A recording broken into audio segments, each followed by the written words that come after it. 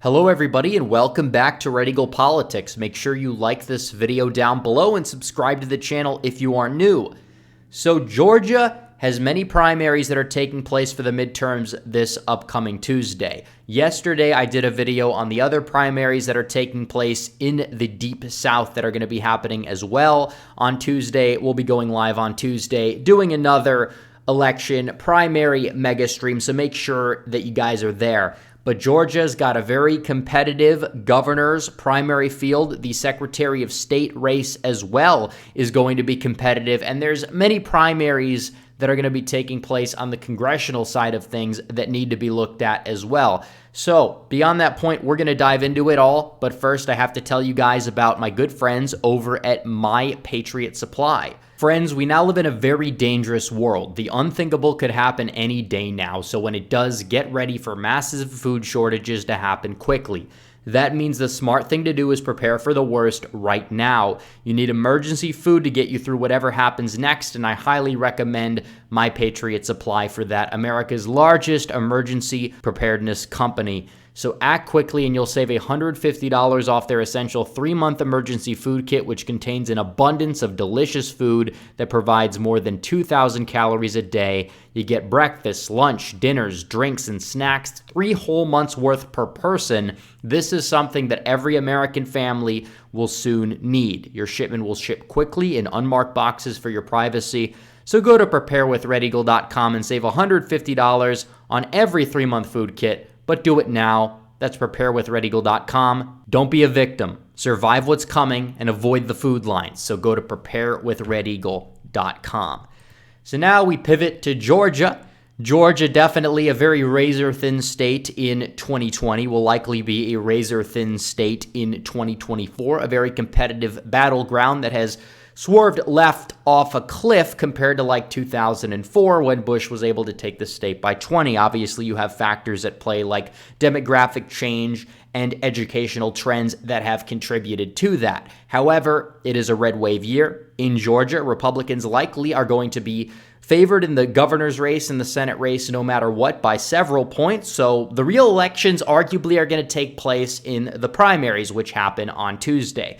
And the governor's race was not really supposed to be competitive a couple of years ago. Brian Kemp was beloved by many, similar to Ron DeSantis, because he had that, based campaign ad and he won in 2018 and everybody loved him and he was pro-Trump. But what needs to be understood is what happened after the 2020 election. Donald Trump turned on Brian Kemp because Brian Kemp arguably turned on Donald Trump. And I'll say that because that is so true, and it did happen. And a lot of voters are now angry at Brian Kemp, and now you have a primary field with people such as David Perdue and Candace Taylor that are running against Brian Kemp. Now, the runoff system does exist in Georgia, unlike Ohio. So Kemp just needs to be held below 50, and then he will be forced in a primary with the second-place challenger. Personally, I prefer Taylor to Perdue. However, Perdue will more likely than not end up getting in second place because he has name recognition. The polls show him doing so, and he also has the endorsement of Donald Trump, and that endorsement is the most important endorsement in politics,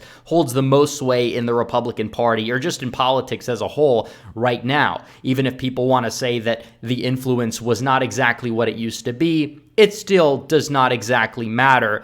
What matters is the fact that his endorsement still holds, power over 35% of the party at a minimum, even in states with the most establishmentarian Republican Party. So this is what it's going to come down to. Brian Kemp and David Perdue. So we'll get into the polls in a minute, but I just kind of want to give some background for why I think Kemp is a failure as governor. Obviously, it goes far beyond the election stuff. The election stuff is not good. He did not push back on Raffensperger enough, but that's also Raffensperger's problem, and we're going to get to that in a minute. But also immigration. I call him Kabul Kemp. After the whole Afghanistan debacle happened last summer, Brian Kemp was one of the first people to raise his hand and say, hey, let all the Afghan refugees in. And people are going to be like, well, it's only 50 to 2,000 people or whatever. But at the end of the day, it's important to understand the symbolic meaning. He ran on being against illegal immigration. He ran on being tough on that issue.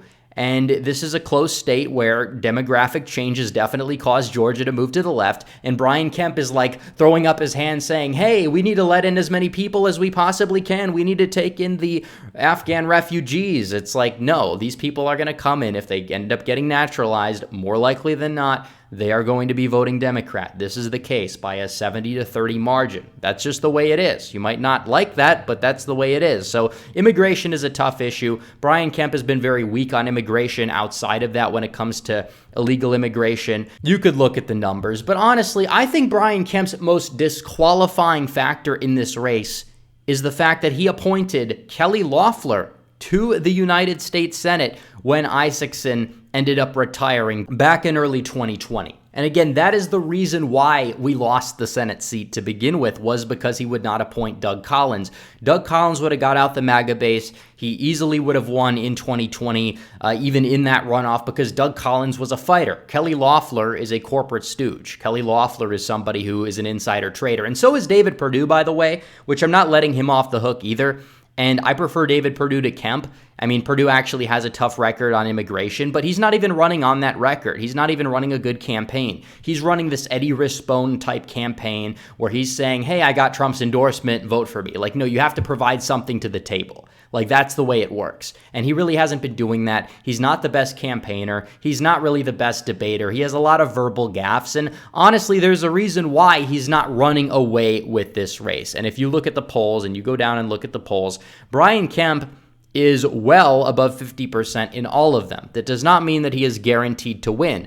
But David Perdue is somebody who potentially could be going out here and running a solid campaign, but instead he's running the same campaign that he ran when he lost in the Senate election, except arguably he's even more non-existent, one could say, and he's fallen significantly in the polls. Now, could Kemp actually lose? Could the polls be wrong? Yes, we understand this, and we could look at the actual data.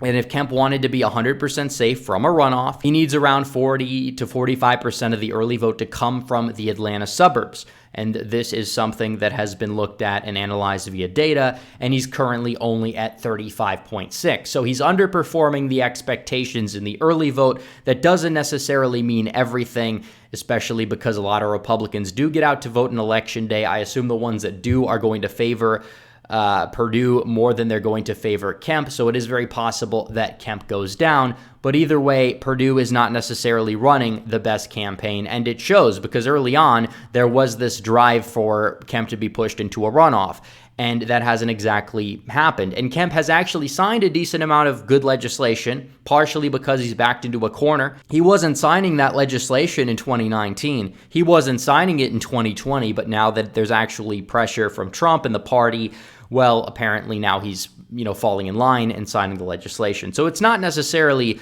something that's unexpected. This is what happens in politics. Politicians only will work in your best interests if there's a real threat to their power, and obviously they just want to get reelected. That's why people get into politics. That's all they focus on. And when there's pressure on them that, hey, they might lose reelection, they're actually going to fall in line. So Kemp has gotten a little bit better, but at the end of the day, he's not perfect. He's not ideal. Ideally, he loses. Ideally, he gets forced into a runoff. But at this point, will it happen?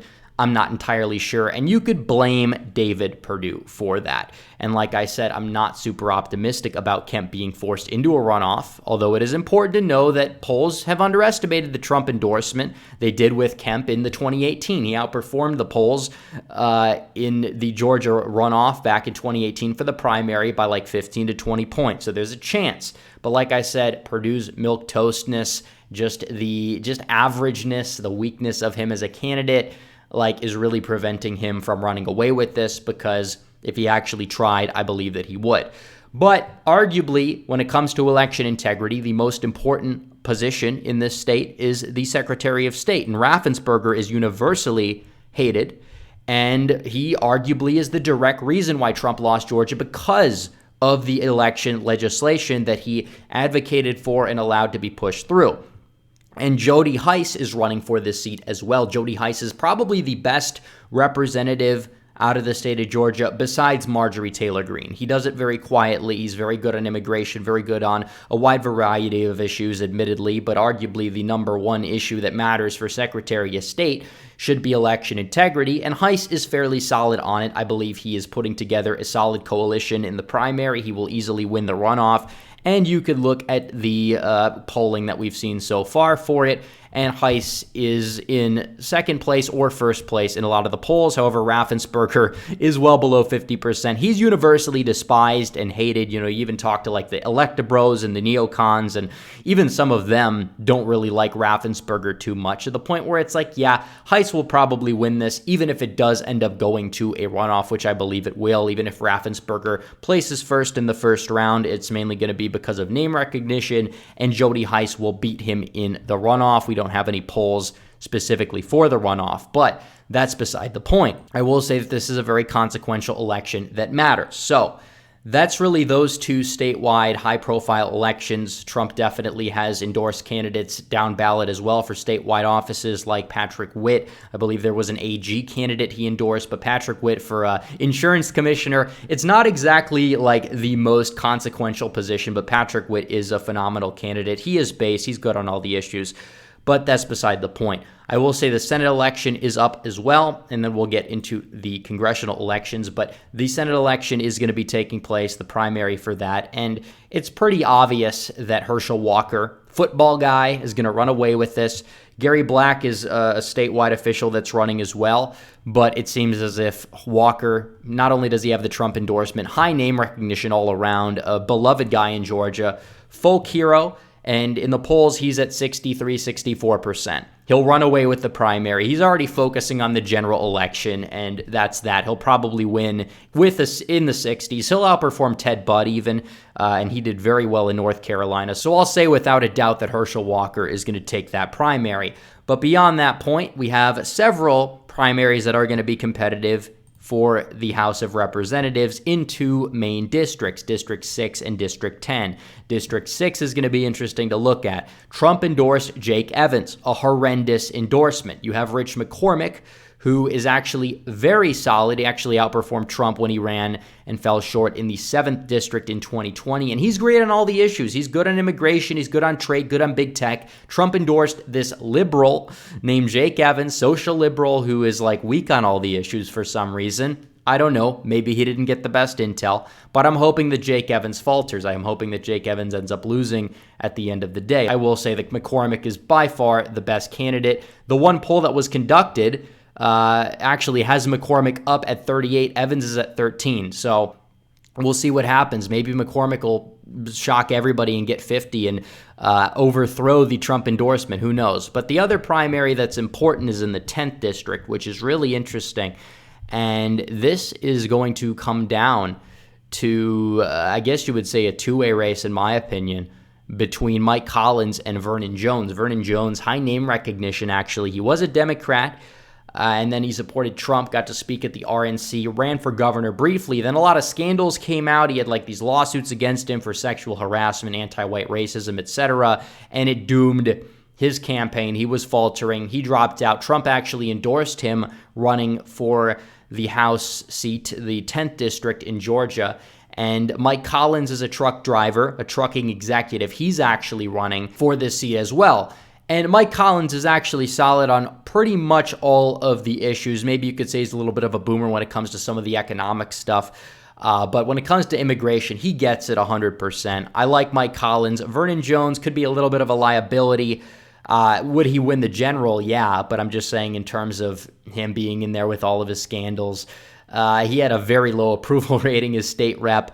Even before he switched parties. It was like in the 20s or something like that. And having him in Congress, I don't know, a little bit of a liability. But if he wins the nomination, I'll support him, obviously. But I think that Mike Collins is the better candidate from what we could see. Patrick Witt had my endorsement for this seat, but then he dropped out to run for agricultural commissioner. And if you look at the polling that we see here, it's very interesting because Vernon Jones in the Trafalgar poll was only at 2%, which is very weird because he has high name recognition. So I think that he'll probably place second. but we'll have to wait and see. So anyways, guys, thanks for watching this video. Like this video down below, comment down below, subscribe to the channel, hit the bell for notifications so you never miss another video. Follow me on social media, join the website, buy the merch. The links are all in the description down below. As always, guys, thanks for watching. Red Eagle, out.